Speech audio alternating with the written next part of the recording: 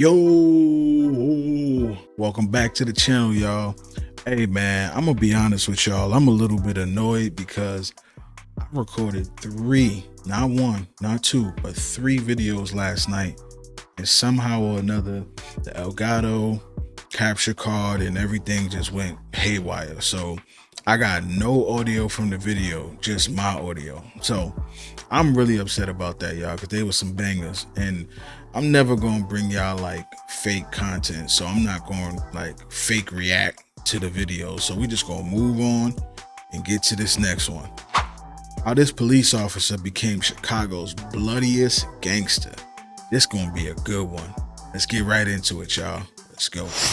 Police officer convicted of racketeering along with four other members of the Gangster Disciples. Vancito Gumbs would tip off the gang to police activity, and then he bragged about being a hitman while on the police force. Vancito Gumbs was convicted of racketeering in 2019. An indictment claims he was a member of the Gangster Disciples while also serving as a police officer. Learned that one of our former officers was involved in this investigation. There are bad apples in every organization. This was a bad apple, and we were saddened to learn of his involvement in this crime. They say pictures can be deceiving, and that couldn't be more true for former U.S. Army vet and police officer Vancito Gumbs. In his online photos, Vancito looks like the perfect image of a soldier, standing proud in his military fatigues or police uniform. You see him saluting with the iconic black and yellow Army star behind him. But what those pictures didn't show was the darker side of Vancito's life, the side where he was allegedly working for the Gangster Disciples, a notorious street gang, and not just as a member, but supposedly as their hitman. And I'll point out that the indictment includes charges against a former DeKalb County police officer who claimed that he people for the gang. Let's dive into how this all unfolded. The Gangster Disciples, or GDs, have a long history, starting in Chicago before expanding to other parts of the US and even going global. The group was originally led by Larry Hoover, who pushed members to better themselves, encouraging them to go to school, become professionals, and contribute to their communities in a positive way. But like many other black organizations, the police were quick to crack down, taking down top leaders, and leaving the group without its original structure. However, by the time the authorities thought they'd dismantled the leadership, the GDs had already spread far beyond Chicago, especially into southern states like Georgia, Alabama, and Tennessee. GD folk, GD folk, GD folk, GD folk, Disciples. That's where Vancito Gumbs, aka V, comes into the story. Vancito grew up in Georgia and after high school joined the military, serving in the Middle East. He returned home with combat experience and a military background. On paper, it looked like V was doing everything right. He joined the police academy after his military service, eventually becoming a DeKalb County police officer just outside Atlanta. As a young father in his 20s, it seemed like he had his life all figured out: family, career, and a future. But behind the scenes, things weren't as clean-cut. According to multiple sources, Vancito had deep ties to the GDs in Georgia. He was reportedly close with some top members of the organization, despite working as a cop. By day, he wore the badge, but by night, he was allegedly involved in gang activities. In fact, he was supposedly their enforcer, the guy they'd turn to for handling the gang's dirty work. So I wonder if that was his plan all along. Was his plan all along to do what he did, which is infiltrate the system, go to the military, learn how to be a soldier, learn how to fire weapons, fight, all that, right? Then come home and become a police officer just to help the whole hood. I'm just saying, bro. That sound like that was the plan, bro. Let's go. Let's continue though. Let's continue before I jump the gun. He claimed to be a member of the Gangster Disciples and that he was participating and is charged with being a part of the racketeering conspiracy. Allegedly, Vancito would tip off the GDs about police investigations and upcoming raids, giving them inside info to help them avoid trouble. Evidence showed he gave gang members information to protect them from law enforcement and even provided guns. He was said to travel with top-ranking GD members, accompanying them when they needed to handle business. It's believed that the GDs kept Vancito informed about what was happening in the streets while he was gone, and he would return the favor by sharing police intelligence. In one instance, Vancito was reportedly told by his chief to gather information about a shooting investigation on Flat Shoals Road in DeKalb County. Afterward, he allegedly called a top GD member to warn Anybody who know about Georgia, you know, if you know, you know about Flat Shoals. That's all I'm saying. him to stay away from a particular sports bar as the police were planning a raid. And who was instructed to find out what the police were investigating. And in response, he warned other gang members to stay away from a certain place where police were investigating. Another story claims Vancito was involved in tipping off the GDs before a violent hit on a man in front of his family and 4-year-old child as they were walking home from a convenience store. One particularly chilling case involved another man who was shot over 12 times. His alleged Wait. Yo, there's no more code. There's no more honor, bro. In front of your kids. What happened, bro? Yo, man, we far removed from like the 80s, bro. The 80s, even the 90s, like, bro, that wasn't cool. You couldn't do that. Like, there was honor in the streets, bro. If dudes caught you with your family, they wasn't touching you. They had to catch you by yourself because they wasn't trying to kill, no kids and that's crazy. crime, refusing to participate in a community cleanup organized by the GDs. The gang wasn't playing around, and with Vancito supposedly feeding them inside police info, they were able to move with even more impunity. As you can imagine, the feds eventually caught wind of what was going on. They had been keeping an eye on the Gangster Disciples and were building their case. It didn't take long before indictments started coming down, cracking the case wide open. Vancito Gumbs' story took a much darker turn when he was one of 32 people in the metro Atlanta area named in a major federal indictment targeting the leadership and key players of the Gangster Disciples. Today, we are announcing the takedown of a 3-year investigation of significant components of the Gangster Disciples criminal organization. So far today, we can announce that there are 30 of the 32 who are charged, who are in custody. The charges were serious: racketeering, drug, wire fraud, and more. Charging 32 defendants with racketeering offenses that involve extortion, robbery, carjacking, drug and even credit card fraud. Gumbs, only 23 years old at the time, was an officer with the DeKalb County Police Department, but according to authorities, he was also moonlighting as a hitman for the infamous gang. DeKalb County Police Chief James Conroy expressed his disappointment when the news broke. "I'm saddened to learn one of our former officers was involved in this," he said during a press conference. He didn't mince words, admitting that there are bad apples in every organization, and Gumbs unfortunately was one of them. Learned that one of our former officers was involved in this investigation. There are bad apples in every organization. This was a bad apple. We were saddened to learn of his involvement in this crime. The indictment itself painted a picture of a deeply entrenched criminal organization in Georgia, where the Gangster Disciples operated like a well-oiled machine. Members were required to pay dues, and newcomers were schooled in illegal activities like drug dealing and insurance fraud. The gang had its hands in all sorts of criminal enterprises: drug trafficking, robbery, carjacking, wire fraud. The AI messed up. Drug trafficking. Bank fraud, and credit card fraud. They were even accused of pulling off elaborate schemes to collect insurance payouts by setting fire to their cars and homes. But the violence was just as much a part of their operation as the money-making schemes. The indictment detailed 10 murders and 12 attempted linked to the Gangster Disciples, including the tragic case of a 17-year-old who was shot in the chest simply because he walked in front of a music video shoot wearing the wrong color. The shooting and attempted of a 17-year-old who simply walked in front of a video shoot and was shot because he was wearing the wrong color t-shirt. The shooter... Yo. That's sad, bro. That's sad. I thought them days was over.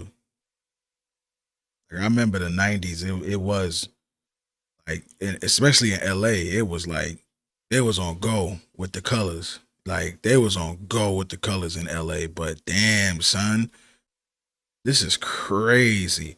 And you know what's wild too is that I used to live in Atlanta, and it's like I ain't hear about none of this stuff. But see, you know what it is? I stay out the way, bro. I stay all the way over there, out the way. So that's why I ain't hear about none of this stuff. That's wild, bro. Cause shoot, what I got on right now would have been, you know what I'm saying? Reportedly believed the teenager had insulted the gang. This was the kind of brutal, senseless violence that the GDs were known for. And then there was the extortion racket. One example mentioned in the court documents was of a rapper, only identified as RR, who was forced to pay the gang for the right to use their name and symbols. The Gangster Disciples had created a reputation so powerful that even artists in the music industry had to pay up just to avoid trouble. The indictment was full of Let's keep it real. Let's keep it a stack. We knew this was happening. We knew this was happening, bro. Rappers been doing that. Like a lot of rappers you see that be throwing up gang signs, and yeah, it's protection, bro. It's protection. I'm not saying all, but a big portion of them, especially the ones that like kind of got into gangs later in life. You catch my drift. You know, yeah, we've been through that. colorful nicknames like Smurf, Spike, Detroit Red, Blackjack, and Shaky, showing just how deep the network of gang members ran. As for Gumbs, he didn't have a street name listed in the court papers, but he certainly wasn't a low-level player. Interestingly, Vancito Gumbs' father, a retired captain with the Virgin Islands Police Department, was also named in some of the documents as being Facebook friends with one of the alleged hitmen involved. However, the elder Gumbs did not respond to inquiries from reporters, leaving questions about what he knew, if anything, unanswered. Vancito's time as a police officer came to an abrupt end in October 2015 when he resigned while under investigation. Apparently, his superiors had Yeah, he knew he got up out of there. He was like, listen, bro, I'm going to just bow out gracefully, bro. But I feel bad for the father. Like, if the father really didn't know, like, if he didn't know, again, because he might have known based on the fact that they said he was friends with. But then again, you know how, like, you know how as a kid, like, I used to do that, right? Like, I used to have friends and I'd bring them around my mom's or around my family. And, you know, my mom and them, oh, hey, you know.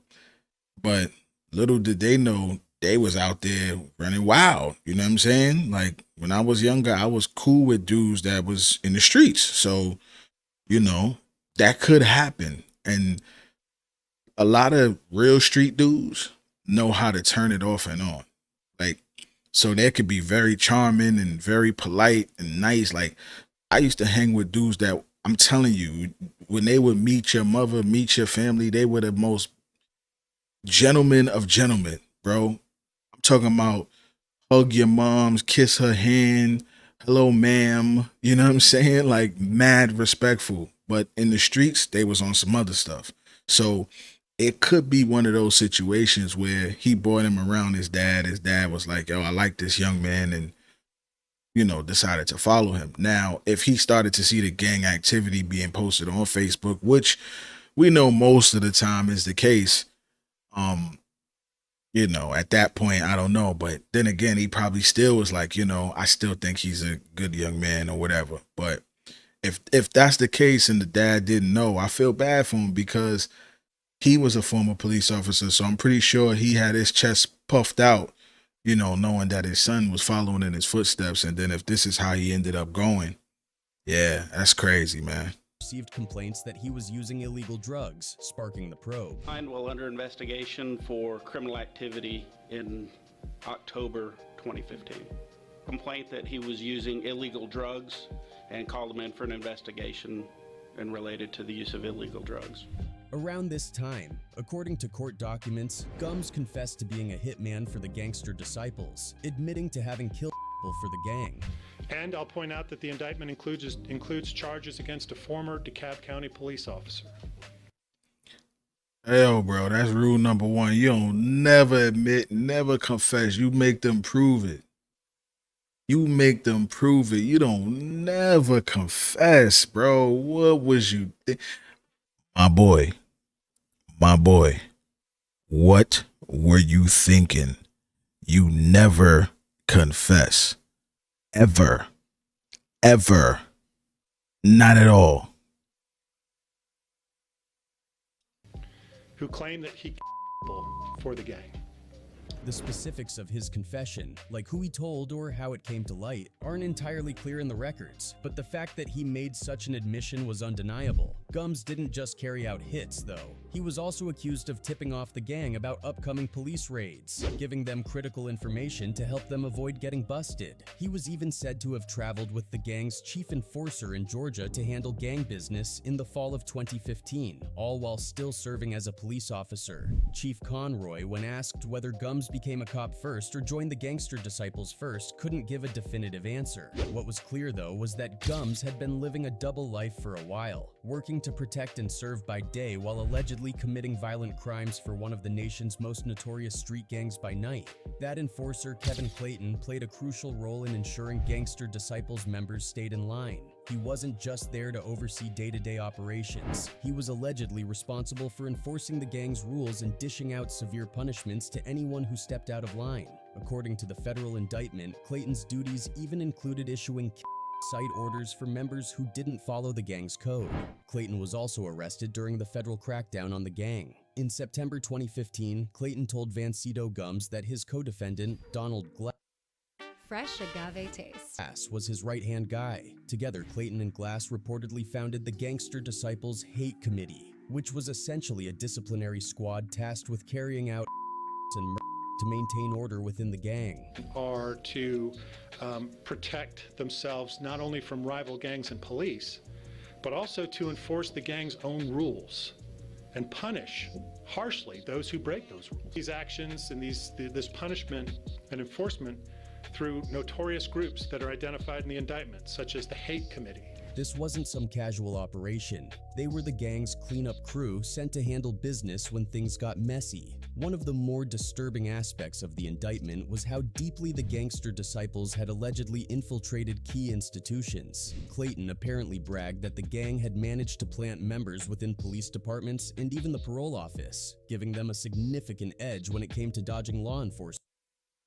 Oh, so see, it was bigger than just him, bro.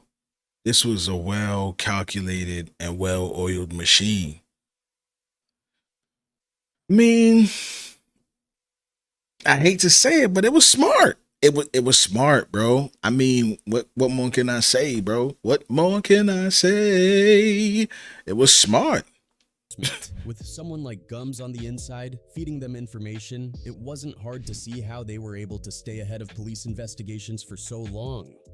Around this same time, Gumbs seemed to flaunt his darker side on social media. He posted a chilling image on Facebook showing Jack Nicholson as the Joker standing behind Heath Ledger's version of the same character, both iconic villains from the Batman franchise. In the comments, Gumbs wrote, "My favorite kinds of PPL," which, given his double life as both a cop and a gang enforcer, added a sinister undertone to the post. By October 2015, Yeah, that's a wild post. Like, honestly, for a police officer, that's a wild post. Yeah, bro, that's crazy. Gumbs' involvement with the gang had become even more evident. On the first of the month, Clayton asked Gumbs to use his position as a police officer to find out what the DeKalb County Police were investigating in a specific area. Gumbs, still employed by the police department, allegedly came back with the information Clayton needed. It was related to a shooting. Just 2 days later, Gumbs again provided insider intel, warning Clayton to steer clear of a sports bar that was about to be raided by police. As if this weren't enough, Clayton also reportedly asked Gumbs to supply him with a gun. Gumbs, fully entrenched in the gang's operations at this point, allegedly complied. The Gangster Disciples, as outlined in the indictment, have Bro, that's Pastor Troy. What he got to do with this? A long and complex history. The gang was born in Chicago in the 1970s when two powerful gangs, the Black Disciples and the Supreme Gangsters, merged to create a more formidable organization. Since then, the Gangster Disciples have spread far beyond Chicago, with a presence in at least 24 states. Gangster Disciples is a violent gang that began in Chicago in the 1970s after the leaders of two different Chicago gangs, the Black Disciples and the Supreme Gangsters, joined forces. According to the indictment and current estimates, the Gangster Disciples are active in criminal activity in over 24 states. The gang's internal hierarchy is as structured as a corporation, with an ambitious and somewhat delusional goal: being ready to step in and run the country in the event of a government collapse. At the top of this chain is the gang's national chairman, referred to in court documents as LH, a thinly veiled reference to Larry Hoover, the founder of the Gangster Disciples. Despite being incarcerated in one of the most secure prisons in the country, ADX Florence in Colorado, Hoover still manages to maintain influence over the gang's operations. The Supermax prison, home to notorious criminals like the Unabomber and the Boston Marathon bomber, houses Hoover as a result of his continued leadership in run. Now, y'all know, if y'all watched that my last video about Ray Diggs, this is where he is. I said Ray Diggs, my bad. Rod Diggs. The dude who got 12 life sentences plus 105 years. He's in that same prison. Now, I'm from what I know about the Larry Hoover situation, he never really was connected to any murders or anything. It was all alleged. So I see why people say, why was he in this prison? Because look at the company he's with. Did he really deserve that? I mean, I understand that they want to say that where he started, the criminal organization he started became and spread like this wildfire, right? I get it. I get that. But at the end of the day, that's not really his control. He hasn't been on the streets for mad long. Like, how many years he's been in prison already? So what it morphed into has nothing to do with him. I know some people are going to say, beg to differ, but listen, that's Chicago politics. I don't know, man. It's crazy. A drug empire from behind bars in Illinois. Hoover's name hit the headlines again in November 2016 after the tragic 9-year-old Tyshawn Lee in Chicago. The young boy was lured into an alley and brutally executed in retaliation for his father's gang affiliations. His father was reportedly... Oh, nah, they on demon time.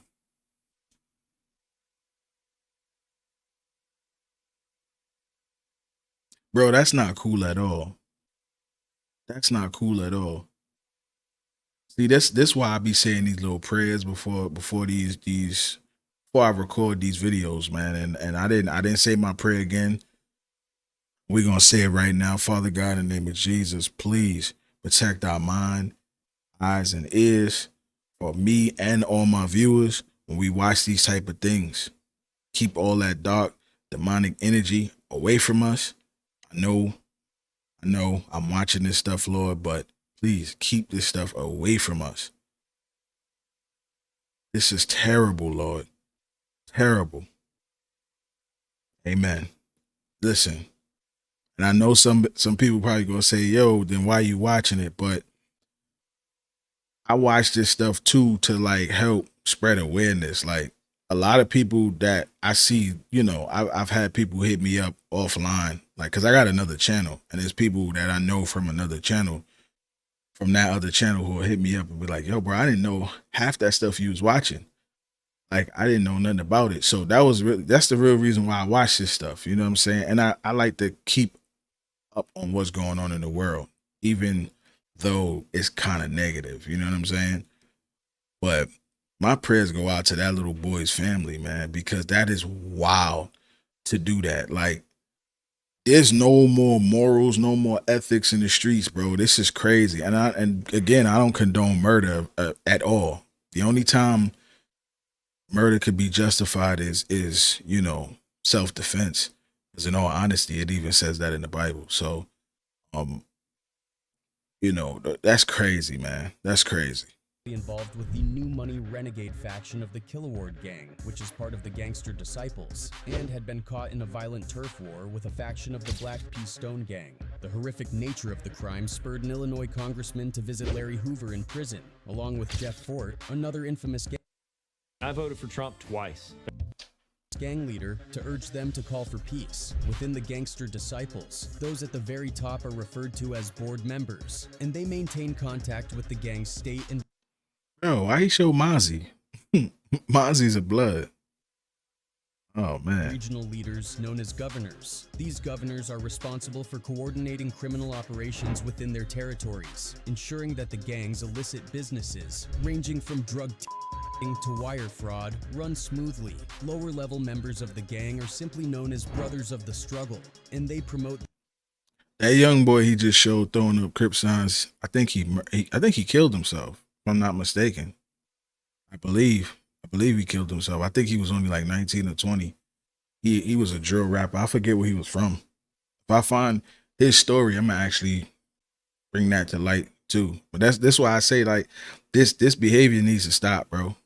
Like, real talk, this behavior needs to stop, because like, it's a genocide. It's all our young people are dying from this, bro. And it's not cool, man. It's not cool at all. So these things need to be shown to young kids that think that this is cool. Like, when they hear rappers talking all that street stuff, they need to see this side of it, because they don't realize that it's way deeper than music. It's way deeper than music. You know what I'm saying? Like, the rappers of today are not like the rappers of yesteryear. Like, when I was coming up, rappers used to rap about other people's lives or what they used to do.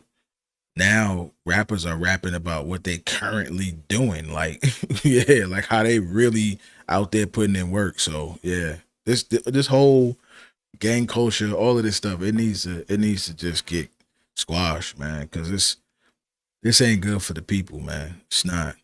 the gang's image through various forms of networking, including celebrating Larry Hoover's birthday and hosting an annual event known as the Gangsters Ball. Meetings within the gang often focus on finding ways to evade the police and keeping potential witnesses too scared to testify. The Gangster Disciples operate like a shadow organization, and with the help of corrupt insiders like Gumbs, they had an advantage in keeping their activities hidden from law enforcement, at least for a while. The 55-page indictment paints a chaotic picture of the criminal activities carried out by the Gangster Disciples spanning back to 2009. The charges against them are staggering.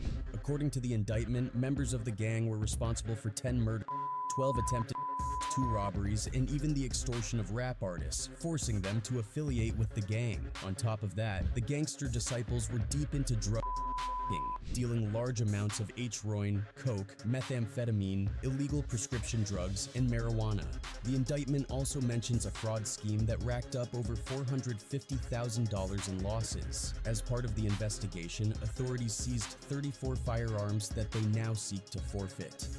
Gangster Disciples committed 10, 12 attempted, 2 robberies, carjackings, and extortion of a rap artist, credit card fraud involving losses of up to $450,000. In Georgia alone, the grand jury indicted Gangster Disciples members from several cities, including Atlanta, Decatur, Stone Mountain, Marietta, Valdosta, Macon, and Cochrane. But it didn't stop there. The federal sweep also... Bro, if you not... Yo, that's all over. That's not... That's all over. So they wasn't even just in like Atlanta. They was in the country too, like Macon, Valdosta. Like, whoa, all right. Netted gang members in other states like Alabama, Colorado, Kansas, Illinois, Michigan, Wisconsin, and California. The indictment gave a rare, gritty look into the internal workings of the gang. One member, Markel White, for example, reportedly set fire to his own drug house and then filed a bogus insurance claim to cash in on the damage, as outlined in court documents. Among the indicted... Wait a minute, what? Yeah, that gotta be the wildest thing I ever heard, son. Are you serious? Oh, my bad, y'all. That gotta be the wildest thing I ever heard.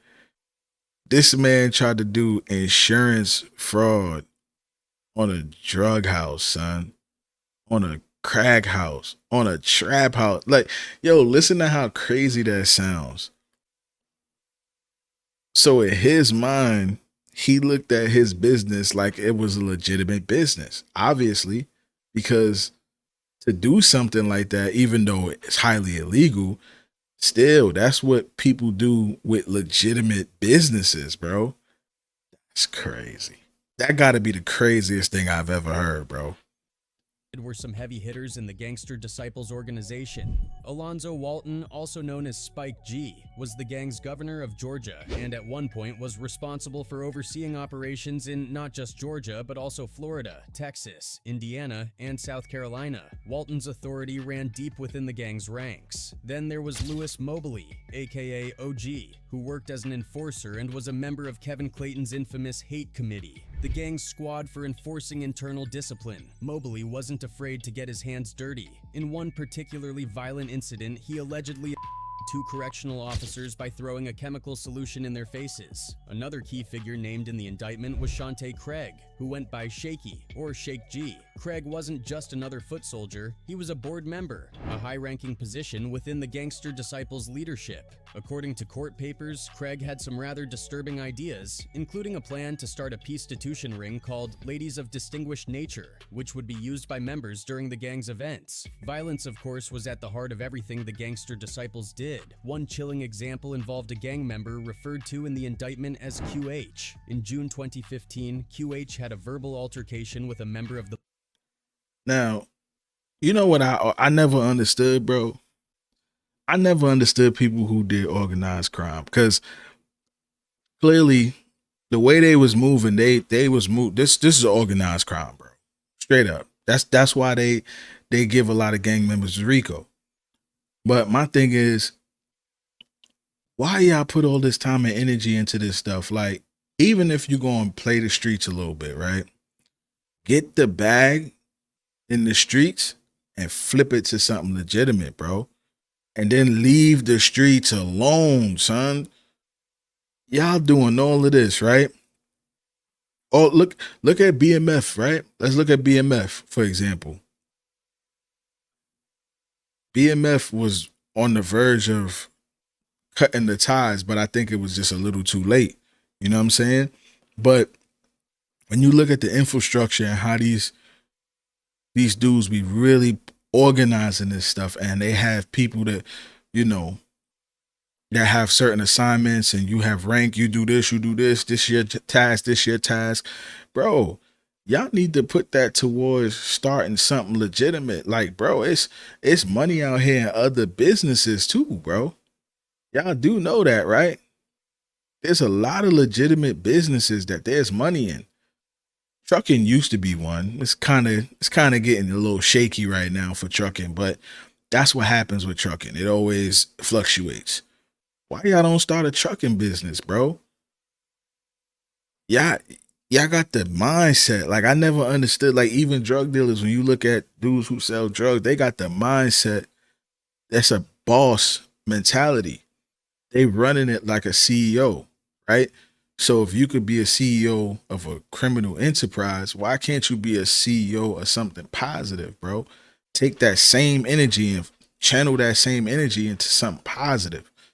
You know what I'm saying? And then we wouldn't have all this nonsense going on.